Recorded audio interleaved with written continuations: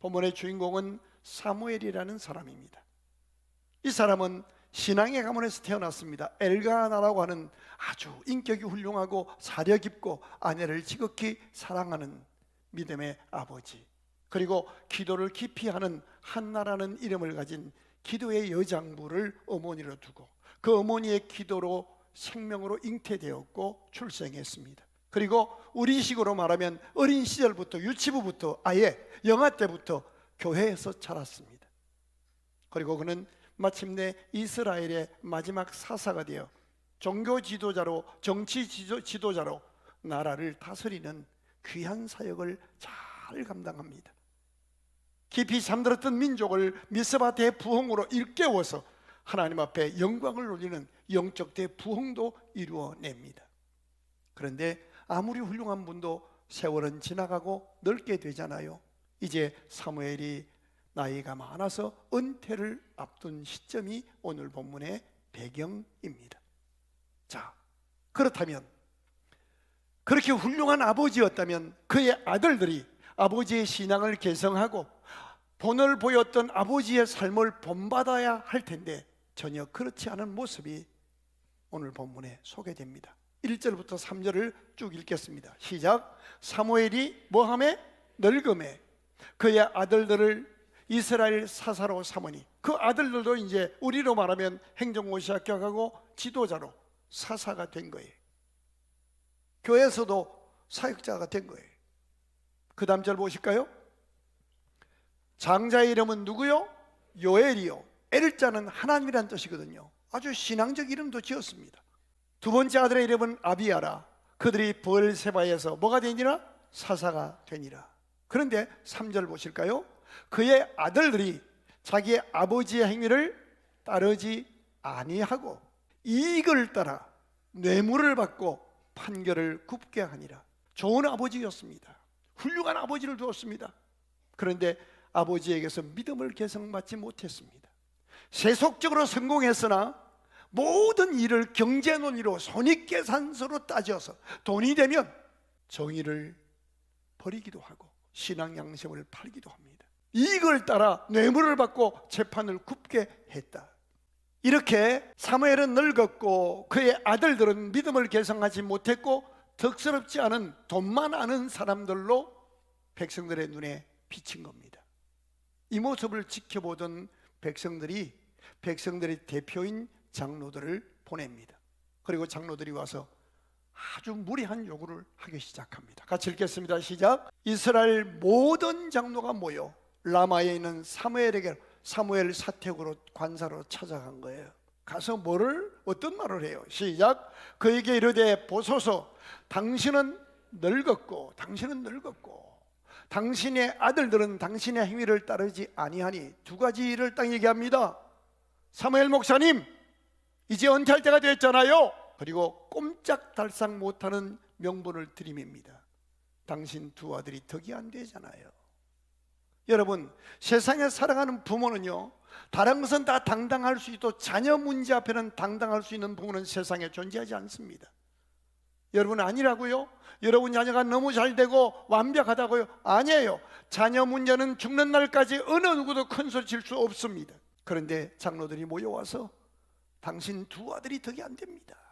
다른 나라처럼 모든 나라와 같이 우리에게 당신이 아닌 왕을 세워 우리를 다스리게 하소서. 이때는 왕이 없던 때입니다. 신정정체입니다. 하나님의 종을 통하여, 말씀을 통해서, 기도를 통해서 하나님이 다스려 주셨던 시대입니다.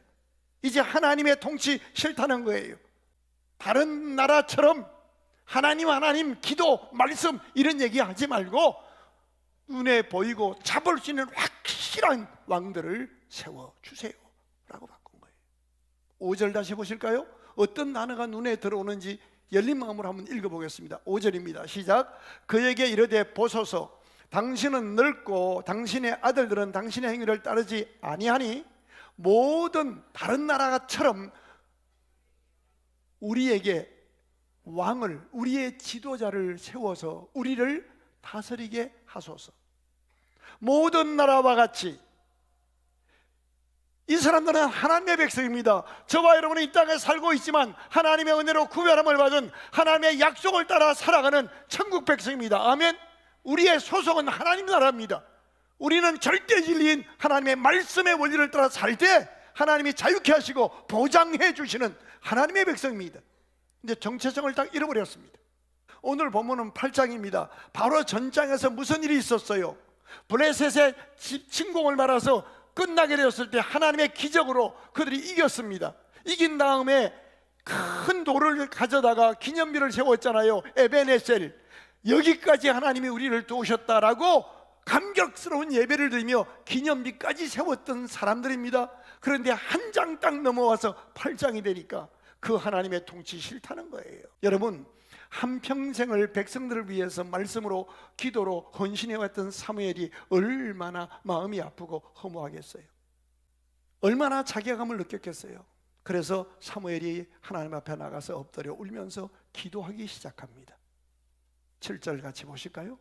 시작. 여호와께서 사무엘에게 이르시되 백성이 내게 한 말을 다 들으라. 같이 읽어요. 이는 그들이 너를 버림이 아니요 나를 버려 자기들의 왕이 되지 못하게 함이니라. 그들이 나를 버린 것이다. 하나님을 왕으로 인정하지 않고 세속적인 그럴듯한 어떤 보이는 것을 왕으로 삼게 해달라고 얘기를 했어요. 이때 하나님이 다시 한 번 더 기회를 주십니다. 10절부터 18절 내용이 그 내용이에요. 우리의 창조주는 하나님이십니다.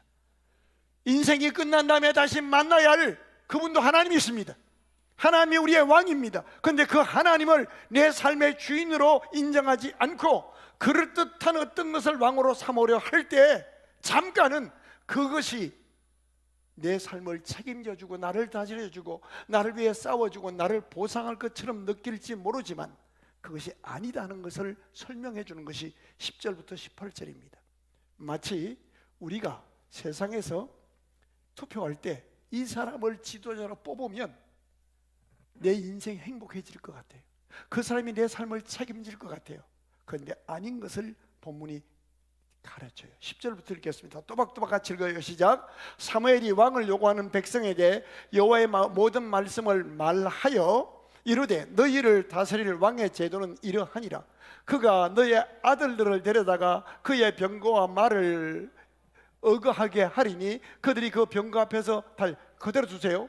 이런 겁니다. 이제 투표해서 뽑았어요. 그랬더니 그 사람이 나한테 아들을 취직시켜 주는 거예요. 아들 데리다가 뭐 청와대 뭐 어디에 뭐 부속실에 막 근무를 시켰어요. 막 말도 이거하겠어요. 운전변도 시켰어요. 그만 너무 좋은 거야. 감사하다. 그랬는데 그 다음 절 봐요. 그가 또 너희 아들들을 천부장과 50부장을 삼을 것이며, 아이고 성진도 시켜줬어요. 자기 밭도 갈게 하고 자기 추수를 하게 할 것이라. 자기 무기와 병거와 장비도 만들게. 여기서 취직시켜주고 보직도 주고 성진도 시켰는데 계속 주장 나오는 단어가 뭐예요? 자기예요. 자기. 이용해 먹더라는 거예요. 그 다음 절 보실까요? 그가 또 너희의 딸들을 데다가 향료 만드는 자와 요리하는 자와 떡 굽는 자로 삼을 것이며, 아주 직장도 여러 가지 시켜줘요. 근데 그 다음 절 읽어봐요. 그가 또 너희 밭과 포도원과 감람원에서 제일 좋은 것을 가져다가 자기의 신하들에게 줄게. 이제부터 약간씩 속내가 드러나요. 수고는 우리가 했는데 그걸 가져다가 누구한테 줘요? 자기들 신하래, 자기 패거리들에게만 다 주더라는 거예요. 자, 그 다음 읽어봐요. 그 다음 절 시작. 그가 또 너희의 곡식과 포도원 소산의 11조도 세금도 빵빵하게 걷어가요. 자기의 관리와 세금 걷어다가 지들끼리 다 하는 거예요. 우리는요 200만 원 받으면 세금 다 떼가는데 자기들은 막 어디 외국 가는데 막 몇 억씩에서 온갖 짓을 다 해요. 내 누구라고 얘기하는 거 아니에요. 그 다음 절 읽어봐요. 그가 또 너희의 노비와 가장 아름다운 소년과 나귀들을 끌어다가 자기를 시켜. 결국 우리 애들까지 다 시키는 거예요. 그 다음 절이 중요합니다.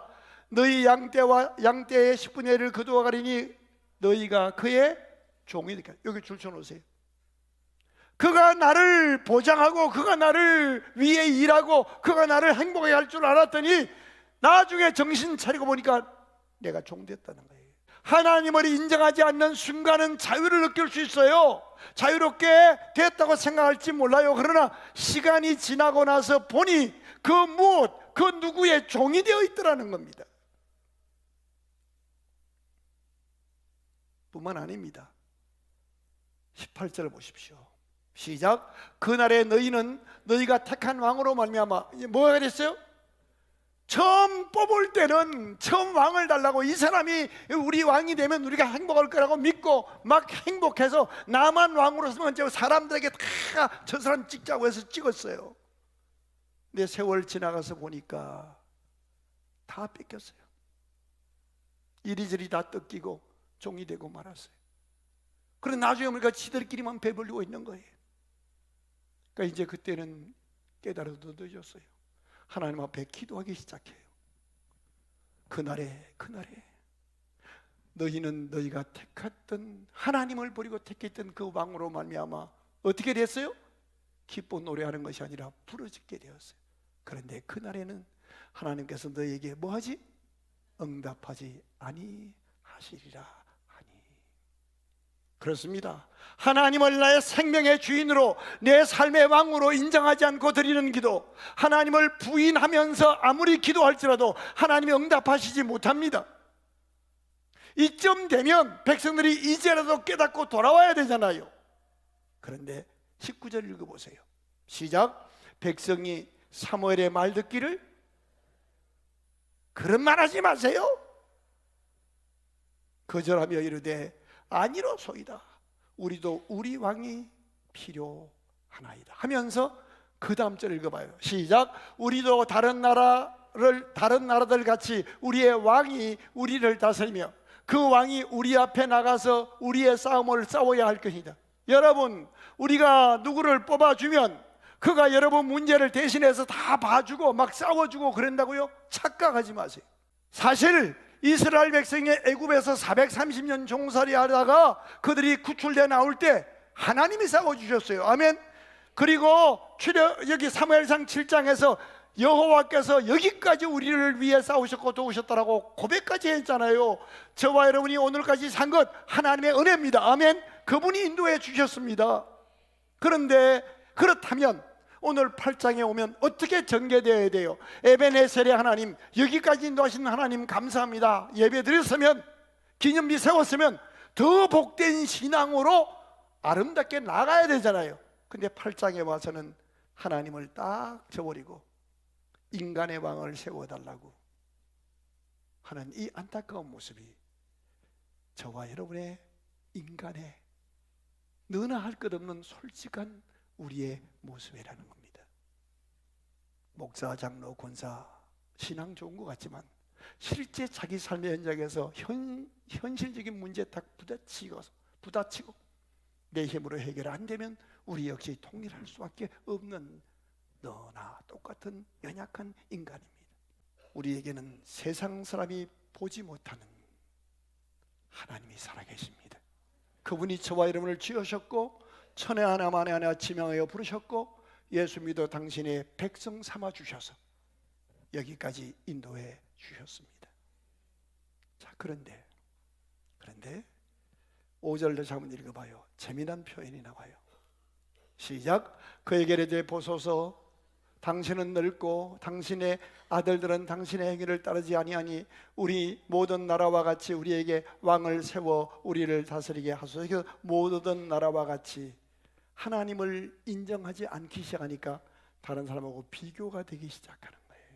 하나님을 왕으로 생각하면 다른 사람 어찌든지 내게 베푸신 은혜가 깨달아져요. 아멘. 그것으로 인해서 감사하게 돼요. 근데 하나님은 딱 없어지니까, 하나님 거부하니까 이제 다른 사람하고 비교하기 시작해요. 비교하기 시작하면 내가 받은 은혜가 작아 보여요. 하나님을 잊어버리면 비교가 시작되는 거예요. 이스라엘 백성들에게는 다른 나라가 없는 것이 있었어요. 하나님이 계셨어요. 그 하나님이 왕으로 계시면 이미 내게 주신 은혜를 헤아려 감사해서 여기까지 살아온 것도 은혜, 오늘 예배 드리는 것도 은혜, 기도할 수 있는 것도 은혜, 말씀을 들을 수 있는 것도 은혜. 아멘. 안 하면 끝까지 이제 예배 안 맞추고 계속 할 거예요.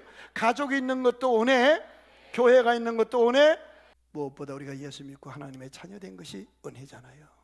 그럼에도 불구하고 만약에 우리가 늙거나 병들어 죽게 되면 우리 육신 장막집이 무너지면 끝이 아니라 우리 손으로 짓지 아니한 하나님이 예비하신 집이 있으니 우리는 그 영혼을 덧입기를 사모하는 구원받은 백성들이에요. 아멘. 그런데도 불구하고 하나님을 오늘 하나님을 왕으로 인정하지 않고 버리고 다른 방법을 추구하고 있는 것이 우리의 모습이고, 그러다가 결국 그것에 그 사람의 종이 되어 헤매고 있는 이것을 성경은 하나님을 버린 것이라고 말씀하고 있습니다. 하나님의 자리가 있습니다. 우리 마음에, 우리 생각에 그 자리에 하나님을 왕으로 내 삶의 주인으로 인정하면 그분이 책임지고 역사하십니다. 그런데 그 하나님을 인정하지 않으면 돈으로, 사람으로, 권력으로, 다른 사람의 인정받는 것으로, 심지어 내 생각과 내 고집을 왕으로 모시려고 합니다. 이런 모습을 하나님은 이렇게 말씀합니다. 그들이 너를 버림이 아니요 나를 버려 자기들의 왕이 되지 못하게 함이니라. 여기 백성들에게 버림받으시는 하나님의 마음이 오늘 이 본문 7절입니다. 그런데 놀라운 것은 하나님이 이 패역한 백성들, 평생을 쓰임받고 헌신한 사무엘을 이제 사퇴하라고 그 두 아들의 덕스럽지 못한 행위를 덜먹이면서까지 밀어내고 세속적 왕을 달라고 하는 이런 모습을 보시면서도 하나님은 그들을 포기하지 않으신다는 사실이 오늘 본문의 핵심입니다. 한 번 더 기회를 주시는 하나님이십니다. 그들이 너를 버린 것이 아니라 나를 버린 것이라 말씀하고 나서 10절부터 18절까지 그들이 나를 버리고 자기들의 눈에 그럴듯하게 보이고 먹음직 탐스럽고 그런 아주 그럴듯하게 보이는 무엇을 왕으로 모시면 처음에는 그들이 다 해준 것처럼 느끼지만 끝에 가면 그들의 종으로 결국은 끝나게 될 것이다 라고 하는 것을 자세히 설명하면서 지금이라도 돌아오라고 다시 한 번 더 기회를 주시는 하나님이십니다. 그 길로 가면 안 돼. 너희가 나를 버리고 왕을 세우면 결국 네가 그의 종이 돼. 여러분, 하나님의 말씀의 경고는 우리를 괴롭히고 속박하려는 것이 아닙니다. 우리를 보호하고 우리를 지키시고 우리를 자유케 하시려는 하나님의 아우성입니다.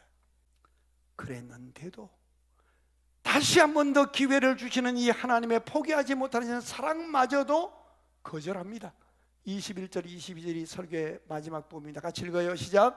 사무엘이 백성의 말을 다 듣고 여호와께 그대로 보고했더니 여호와께서 사무엘에게 이르시되 그들의 말을 들어 왕을 세우라. 그래? 그러면 세우라. 얼른 보면 포기한 것 같아요. 그래서 사울 왕이 최초로 세워져요. 처음에 그가 왕 됐을 때 대단했어요. 남보다 키가 한 자네 더 크고 막 준수했어요. 다 책임지는 것 같았어요. 그런데 나중에 보니까 기고만장해요.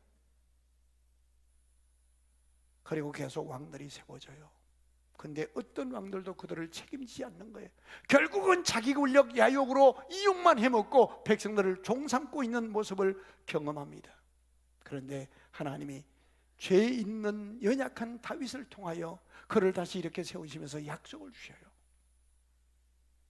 너의 후손을 통하여 부족한 왕이 아니라, 버리는 왕이 아니라, 자기 야욕을 채우는 왕이 아니라 우리 죄를 대신하여 죽고 부활하여 우리를 구원한 온전하고 완전한 왕 메시아 예수 그리스도가 올 것이라 약속하셔요. 교훈은 이것입니다. 세상은 우리에게 그럴듯한 것으로 미혹하지만 어느 누구도 우리 책임지지 못해요. 우리의 영혼까지 책임지는 분은 예수 그리스도 한 분이에요. 아멘.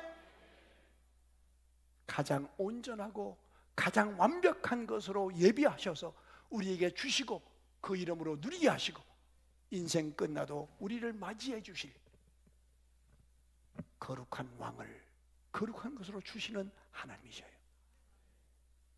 그렇다면 다시 일어날 기회를 주시고 그것도 포기하고 그것도 거절하는 우리, 완악하여 하나님을 버린 우리라 할지라도 하나님은 가장 좋은 것으로, 가장 선한 것으로, 가장 온전한 예수 그리스도를 통하여 우리의 왕 되시고 우리를 다스려 주시고 그 하나님의 사랑에서 그 무엇도 빼앗을 수 없다고 약속하시며 지금도 우리 속에 인치시고 우리와 함께 하시며 우리를 다시 일어나라고 가야 할 거룩한 길을 가자고 이끌어 내시는 주님의 살아계심을 본문은 증언하고 있는 겁니다. 이 하나님을 믿으신다면 혹 잠깐 하나님을 잊어버리고 세속적인 것을 구했다 할지라도 다시 일어날 수 있습니다.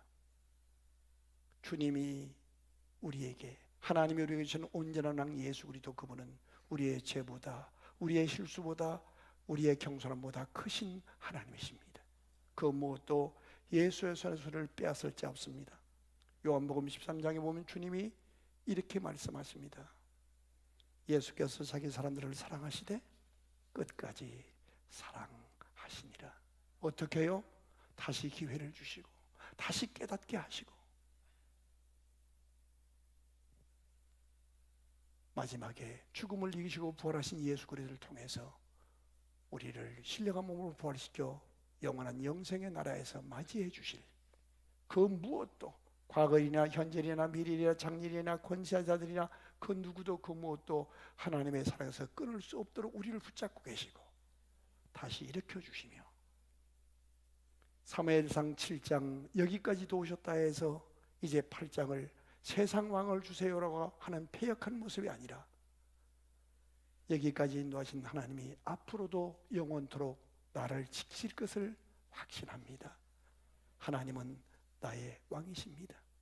나의 젊은 날에 함께 하신 하나님께서 내 노년에도 함께 하실 것을 믿습니다. 건강할 때 함께 하신 하나님께서 병들었을 때도 함께 하실 것을 믿습니다. 형통할 때 함께 하신 하나님께서 어려울 때도 합력하여 선이 되게 하시고 가장 온전한 것으로 예비하시고 주시고 누리게 하시고 나누게 하시는 하나님인 것을 믿습니다. 언젠가 인생의 요단강을 건너가는 그날도 나의 왕이 되셔서 나를 맞이해 주시고 천군 천사와 믿음의 선배들과 함께 기쁨의 노래 부르게 하실 주님이 나의 삶의 주인인 것을, 나의 왕인 것을 고백하고 여호와는 나의 목자시니 내게 부족함이 없다고 기뻐 노래하는 이 아침, 새 출발 아침이 되기를 주의 이름으로 축원합니다. 나를 위하여 울지 말고 너와 내 자녀를 위하여 울라. 아버지 어머니 여러분, 자녀를 위해 우십시다. 다음 세대를 위해 우십시다. 이 땅에 있는 42만 광주 시민, 복음을 알지 못하는 그들을 위해 우십시다. 우리의 눈물은 절대로 헛되지 않을 것입니다. 이 아침에 여러분이 가지고 온 문제가 있을 겁니다. 건강 문제, 사업 문제, 돈 문제, 관계 문제. 우리가 염려한다고 해결되는 거 아닙니다. 우리의 왕이신 하나님께 이 아침에 맡길 때 성령이 우리 마음의 염려를 눈노떡 사라지게 하시고 평안과 확신으로 바꾸어 주시고 기쁨으로 다시 일어나게 하실 줄로 믿습니다.